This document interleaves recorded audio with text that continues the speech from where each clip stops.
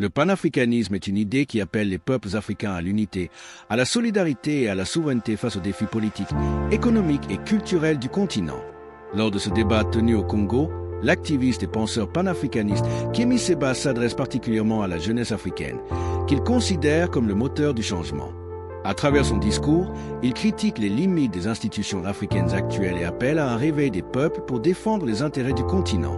Ce débat soulève donc une question essentielle. L'avenir de l'Afrique doit-il être porté par les dirigeants ou par la mobilisation des peuples africains eux-mêmes? Like, abonne-toi et active la cloche de notification pour ne rien rater. Merci d'avoir écouté. Nous devons rester disciplinés, respectueux de nos hôtes et de nos invités. Nous avons une invitée qui a fait un très long chemin, qui n'est pas encore honoré. Nous allons appeler Kémy Séba pour parler maintenant.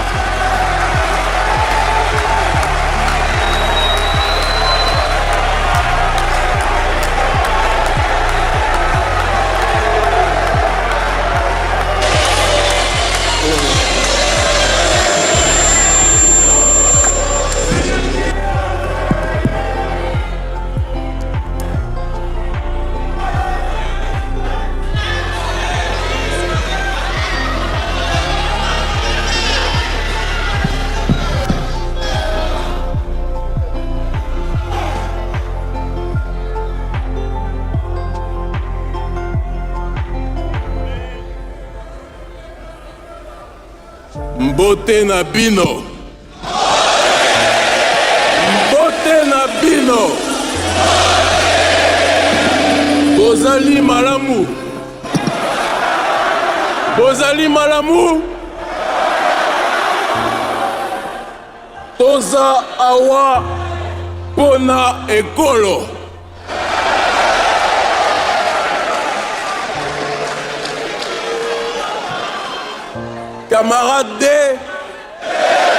Camarades, sans esprit,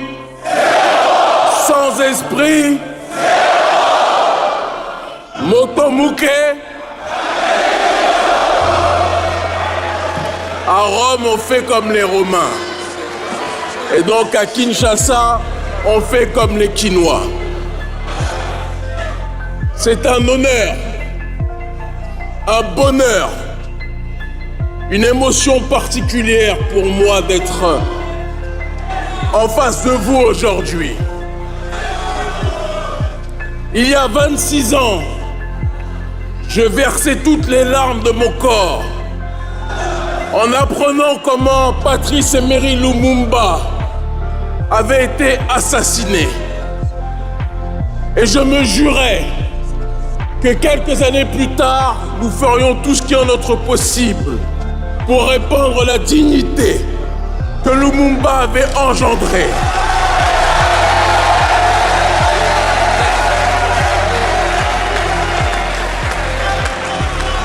Et aujourd'hui, être face à vous, face à l'avenir de la gâchette de l'Afrique, c'est le plus grand honneur pour le panafricaniste que je suis.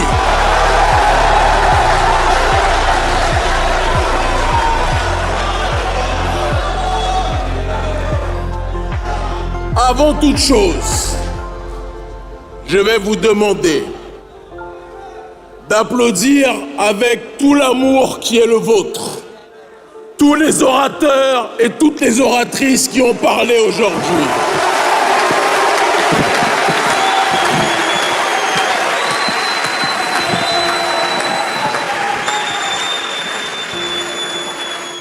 Les applaudir parce qu'ils ont pris de leur temps, pris de leur énergie, se sont privés d'une partie de leur salaire pour être ici aujourd'hui. Je veux que vous sachiez que cette journée n'est pas une journée importante uniquement pour le Congo, mais c'est une journée importante pour tous ceux qui aiment l'Afrique dans leur globalité.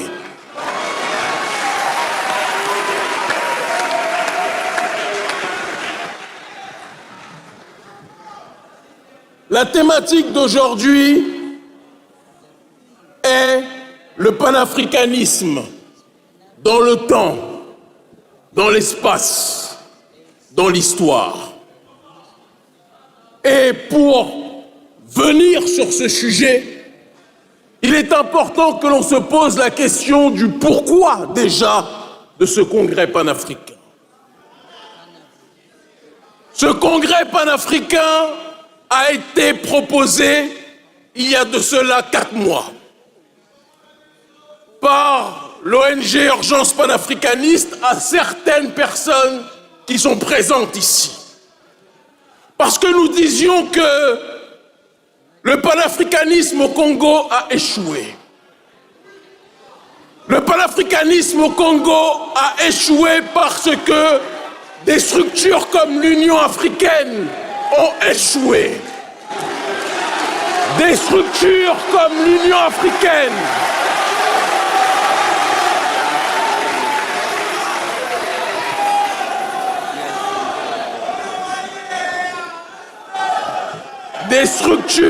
l'Union africaine ont abandonné le Congo. Des structures comme la Communauté économique des États d'Afrique centrale ont abandonné le Congo. La plupart des dirigeants africains ont abandonné le Congo.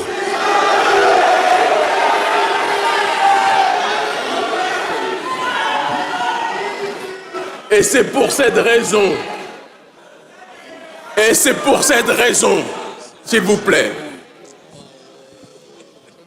et c'est pour cette raison que nous sommes aujourd'hui ici, avec vous. C'est pour cette raison que l'ONG Urgence panafricaniste s'est réunie avec la représentation des étudiants congolais pour proposer, après tant d'années d'absence du panafricanisme, le congrès panafricain pour la jeunesse patriotique. Et donc applaudissez-vous, s'il vous plaît, fortement pour votre présence.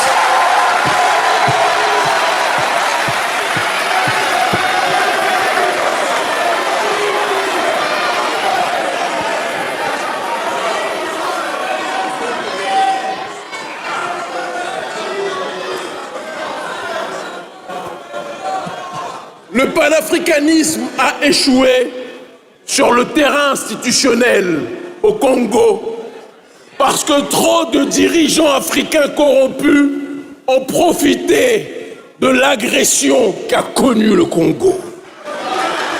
Et nous devons être capables de le dire. Trop de dirigeants africains se sont présentés comme des panafricanistes en acceptant l'agression du Congo. Nous devons être capables de le dire. Et si nous sommes venus aujourd'hui, c'est pour rappeler à la jeunesse congolaise, vous constituez l'avenir du pays. Il existe un autre panafricanisme que le panafricanisme corrompu de l'Union africaine. Et c'est de ce panafricanisme-là dont nous allons parler aujourd'hui. Est-ce que je peux avoir un micro, s'il vous plaît, un autre micro?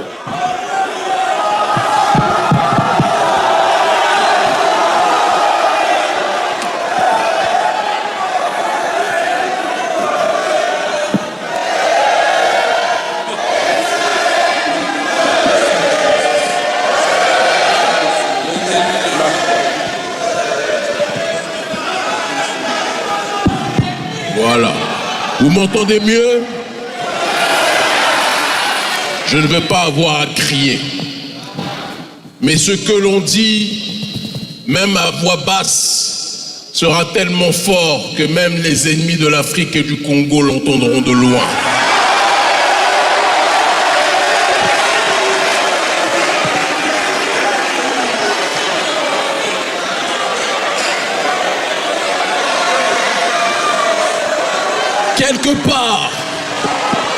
Quelque part, je remercie, s'il vous plaît, soyons disciplinés, c'est la première voie pour permettre à ce que le Congo et l'Afrique se relèvent. la discipline. Vous êtes les futurs dirigeants de ce pays, les futurs leaders de ce pays. Vous êtes regardés par des millions de gens sur Internet et ailleurs. Soyez disciplinés.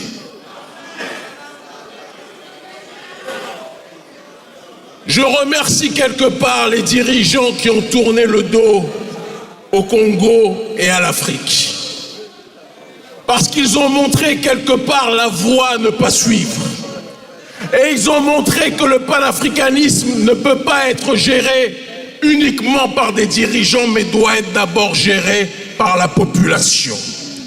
Et c'est la raison pour laquelle nous nous réunissons aujourd'hui. Lorsque l'on parle de panafricanisme, on parle de l'unité des diverses formes d'africanité, dans le but d'obtenir une collective souveraineté. C'est pour cette raison que Patrice Lumumba a donné sa vie.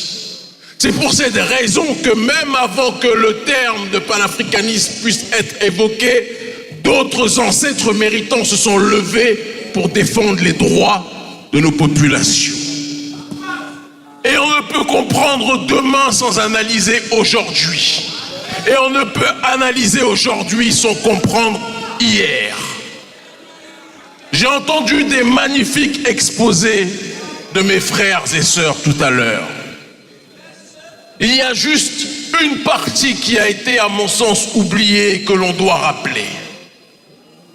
Le panafricanisme est né à Haïti, sur un territoire où des esclaves déportés du Congo, du Bénin, du Sénégal et de différentes parties d'Afrique se sont réunis.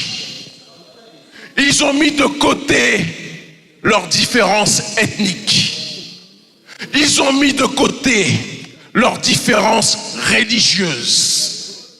Ils ont mis de côté leurs différences sexuelles. Il y avait des hommes, il y avait des femmes. Ils ont mis leurs différences de côté sur le terrain politique. Il y avait des gens qui étaient des fils de rois qui ont été arrachés à leur terre. Il y avait des bûcherons, des forgerons, des médecins. Ils ont mis de côté leurs différences tribales. Et ils ont dit, nous sommes confrontés à un même problème et nous avons un même destin. Et si nous ne sommes pas capables de nous unir, nous allons tous être écrasés et asphyxiés. C'est ça la genèse du panafricanisme. Quand l'homme noir et la femme noire pensent qu'il doit se lever contre son semblable et faire la guerre à son semblable en pensant que son profit individuel est plus fort que le profit collectif, c'est la disparition de notre peuple qui arrive à l'horizon.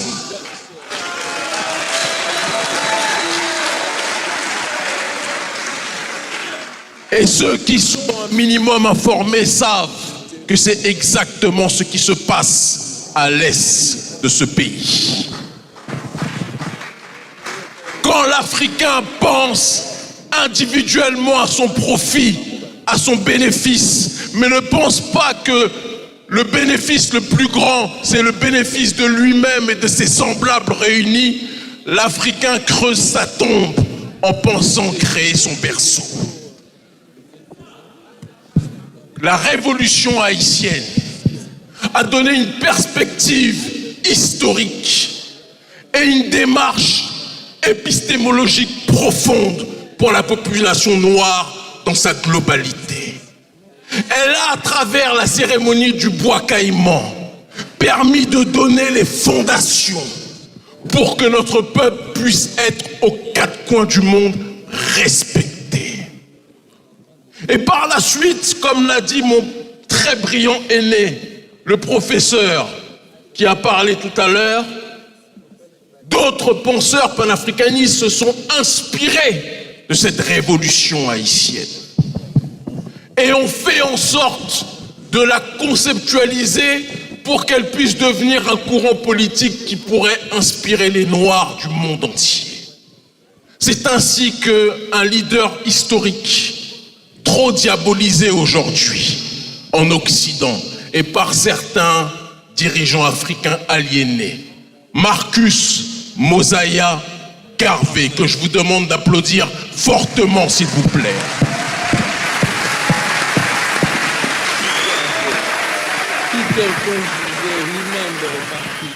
Marcus Mosiah Garvey, dans la continuité de cette révolution haïtienne, a compris que sans l'unité, notre peuple ne pourrait jamais s'en sortir.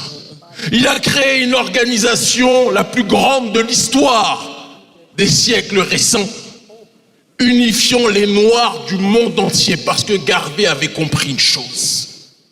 Partout où notre peuple est installé, notre peuple est soumis à la persécution, à la discrimination.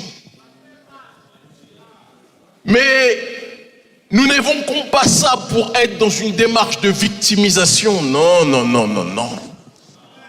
La vérité est que nous sommes attaqués aux quatre coins du monde depuis les siècles derniers parce que, comme le disait le psychologue Freud, certains parfois veulent tuer le père pour pouvoir exister. Et le peuple noir est le père et la mère de l'humanité.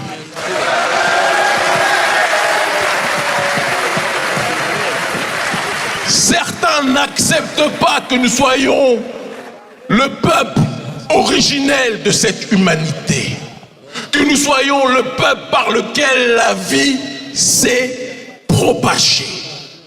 Et certains veulent renier leur passé en essayant de persécuter ceux qui sont les géniteurs de leur existence. Mais nous ne devons pas rentrer dans un cadre de victimisation. Nous devons comprendre quel est le sens de notre mission. Le panafricanisme est l'idéologie de libération de notre peuple où qu'il soit installé, parce qu'il incorpore dans la réflexion de celui ou de celle qui la porte l'idée que le bonheur de l'un n'existe que s'il y a le bonheur de la collectivité. C'est le contraire de l'individualisme que certains criminels dans la sous-région veulent essayer de propager. En faisant, s'il vous plaît, on n'a pas encore cité les noms, en faisant croire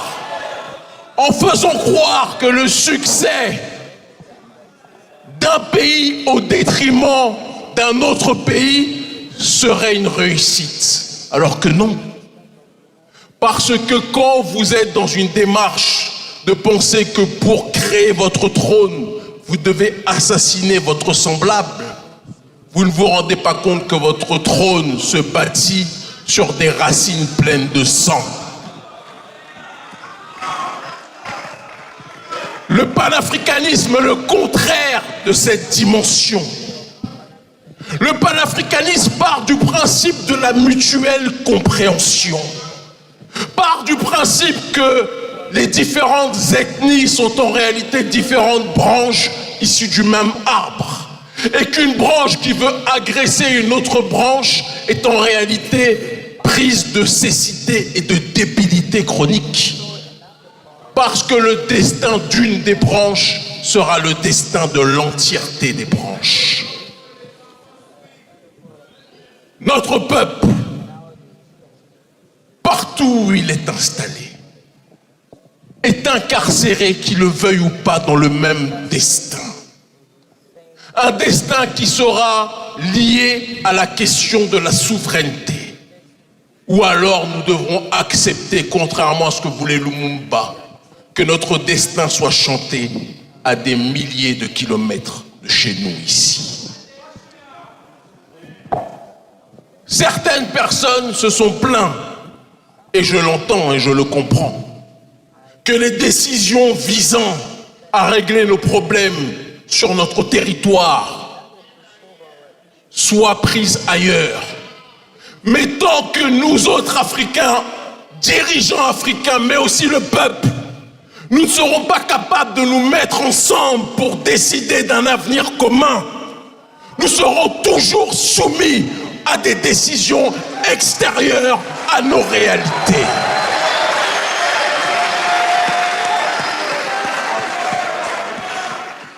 Je ne vais pas vous mentir, je fais partie de ceux qui ont eu très mal quand j'ai vu Donald Trump, avec ses dents toutes blanches, se féliciter de l'accord. Mais, la vraie question c'est, où était le président de l'Union africaine? Où étaient les dirigeants africains de manière générale? Où étaient les dirigeants et les présidents africains de manière générale? Où sont les présidents qui se disent aimer l'Afrique de manière générale? On ne peut pas se plaindre d'une situation si on n'est pas capable de s'attaquer aux causes initiales. C'est le problème central qui touche notre peuple. Nous nous plaignons toujours d'être dirigés par l'extérieur, mais nous ne sommes pas capables de nous aimer à l'intérieur. Nous nous plaignons toujours d'être discriminés par l'extérieur, mais lorsqu'on est entre nous, on se fait tout le temps la guerre. Lorsque l'un des nôtres a une maison qui est belle, plutôt que de venir lui apporter de l'aide pour faire que cette maison soit plus belle, on essaye de lui prendre ses ressources, de le voler, de le piller et de l'humilier. C'est un problème central que l'on doit être capable de traiter.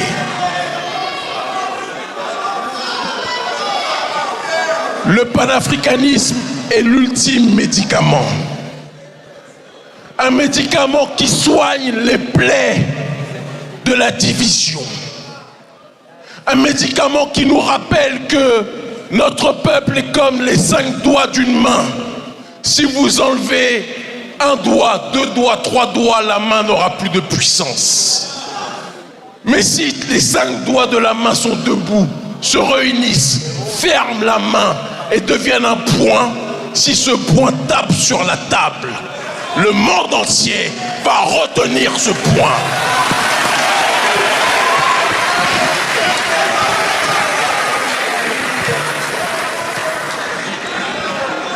Si ce congrès a été mis en place, il a été mis en place pour pallier à l'irresponsabilité des dirigeants de l'Union africaine.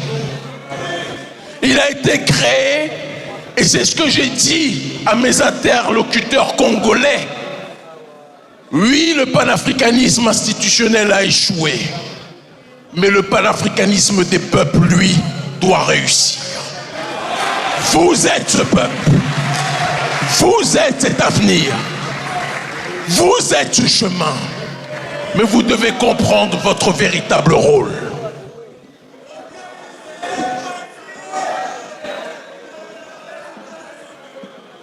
Il y a de cela 10 ans, des jeunes Congolais, des jeunes Maliens, des jeunes Martiniquais, des jeunes Guinéens,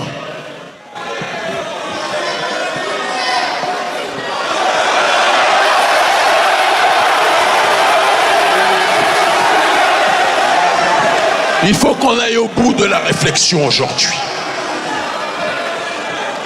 Il y a 10 ans de cela, des jeunes Maliens, des jeunes Congolais, des jeunes Haïtiens, des jeunes Béninois et Béninoises, des Guadeloupéens, des Guinéens se sont réunis. Ils ont dit ce que les élites africaines ne font pas pour le peuple doit le faire lui-même. Et ils ont créé l'ONG Urgence panafricaniste. Ils ont décidé de se réunir et d'organiser des mobilisations pour dénoncer le néocolonialisme. Nous avons été mis en prison parce que nous dénoncions le pillage de nos ressources. Ce sont des dirigeants noirs qui nous ont mis en prison. Alors que nous voulions sortir justement du brouillard, notre peuple qui était incarcéré dans le giron de la néocolonisation. Nous avons fait des mobilisations contre le néocolonialisme économique à travers les luttes contre le franc CFA. Nous avons fait des mobilisations pour dénoncer les bases militaires extérieures. Et en 2025, soit 10 ans après la création de cette organisation, il y a quelques semaines, nous étions à Haïti, en train d'essayer de réunir le peuple qui est divisé par l'impérialisme. Eh bien, de la même façon, 3 semaines plus tard, nous sommes au Congo pour prôner l'unité du peuple contre ce même impérialisme.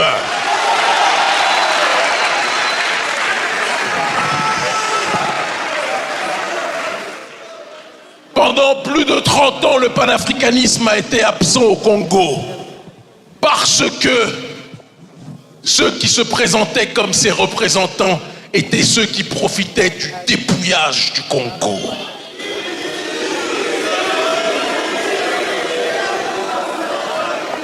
Mais nous arrivons à une nouvelle période. En cette ère du centenaire de Patrice Emery Lumumba, en cette heure du 65e anniversaire de la prétendue indépendance. Prétendue.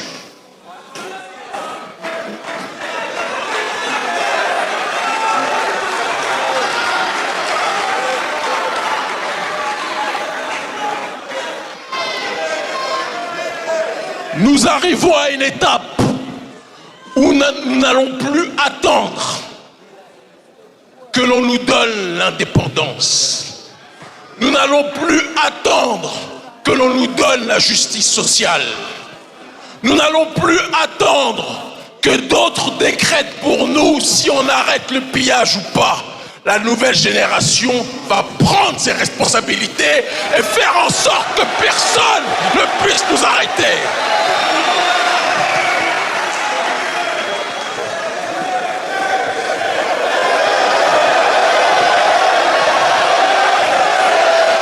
Je termine mon propos. Le problème quand on a le micro, c'est qu'on ne veut plus le lâcher.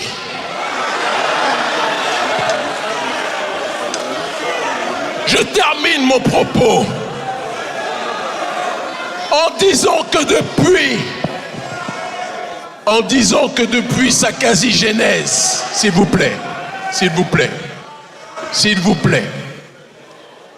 en disant que depuis sa quasi-genèse, il y a toujours eu 2 tendances dans le panafricanisme. Le panafricanisme des peuples, caractérisé par la révolution haïtienne, caractérisé par le travail de Marcus Garvey, et un panafricanisme élitiste. Parfois, l'élitisme et le panafricanisme des peuples peuvent aller de pair. Parfois, l'élitisme devient trop corrompu et se déconnecte de l'intérêt des masses. Nous devons aujourd'hui, comme nous l'avons fait au Sahel, en Afrique de l'Ouest, avec des présidents que je vous demande d'applaudir fortement, le président Ibrahim Traoré, le général Abdourahmane Tiani et le président Assimi Goïta. Ces présidents ne sont devenus présidents que parce que le peuple s'est mobilisé d'abord. Ne croyez pas que ce sont des leaders providentiels qui ont émergé du néant. Non, non, non, non, non. Des gens ont risqué leur vie, sont allés en prison pour que ces dirigeants prennent leurs responsabilités. Des gens ont pris des coups, ont été chassés de leur pays, de leur maison, pour que ces dirigeants prennent leurs responsabilités. Et c'est un message pour vous. On ne peut pas passer notre temps à se plaindre que tel ou tel dirigeant ne fait pas ce que l'on veut. Quand le peuple veut quelque chose, il doit se mobiliser au niveau de la société civile. Et il doit être capable de faire entendre ses revendications. Les revendications du panafricanisme liées avec la crise et le contexte congolais. Sans que le Congo est le cœur de l'Afrique. Et si le Congo est le cœur de l'Afrique, il n'y aura pas d'Afrique en bonne santé tant que le Congo ne sera pas en bonne santé. Il n'y aura pas d'Afrique développée tant qu'il n'y aura pas de Congo protégé. Mais vous devez prendre vos responsabilités. Parce qu'on dit toujours qu'une civilisation n'est détruite par l'extérieur que lorsqu'elle est rongée de l'intérieur. Tant qu'une partie trop nombreuse de notre peuple pensera plus à s'amuser, à danser, à jouer au football, et je parle pour l'Afrique dans sa globalité, plutôt que de se battre pour sa souveraineté, n'attendez pas des autres qu'ils fassent pour vous ce que vous devez faire pour vous-même. Je vois des Lumumba en puissance ici. Je vois des Kimpavita en puissance ici. Je vois des personnes qui sont prêtes à donner leur vie pour leur peuple ici. Alors, que ce congrès panafricaniste durant les 3 jours où nous serons avec vous permette de poser les jalons de la renaissance du Congo et du continent africain dans sa globalité.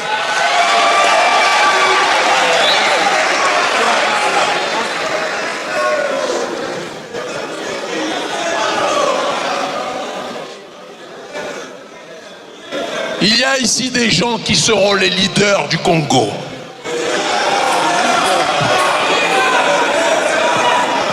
Nous devons faire en sorte aussi, comme le disait Amilcar Cabral lorsqu'il parlait du cancer de la trahison, nous devons faire en sorte que ceux qui sont les leaders, s'il vous plaît, nous devons faire en sorte que là où il y a des leaders, qu'il n'y aura pas des gens qui seront là pour trahir leur mission et pour mettre des croche-pattes aux leaders. Nous devons nous battre contre les traîtres à l'intérieur de nos rangs.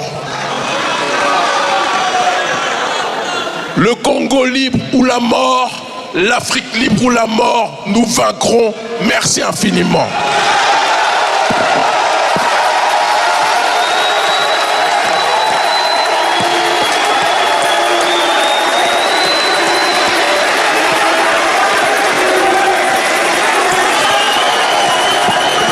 Merci.